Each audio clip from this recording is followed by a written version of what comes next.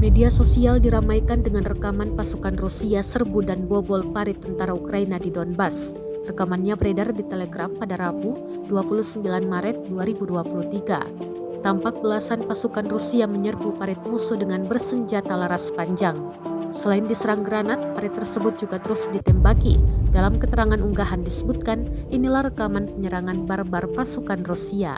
Pasukan Putin membobol parit musuh di Donbas. Mereka menyerang posisi tentara Ukraina dalam operasi ofensif yang sedang berlangsung.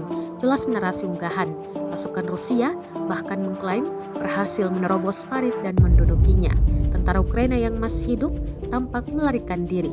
Rekamannya pun menuai berbagai komentar dari warganet.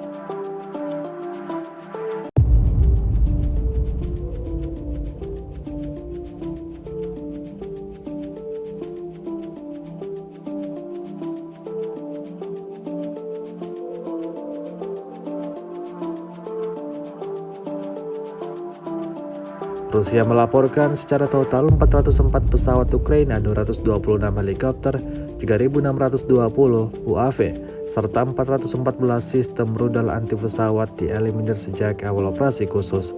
Sedangkan dari kubu Kiev, Kementerian Pertahanan Ukraina melaporkan 610 tentara Rusia dieliminir dalam sehari terakhir. Total 172.340 prajurit Rusia meninggal sejak awal konflik hingga hari ke-399.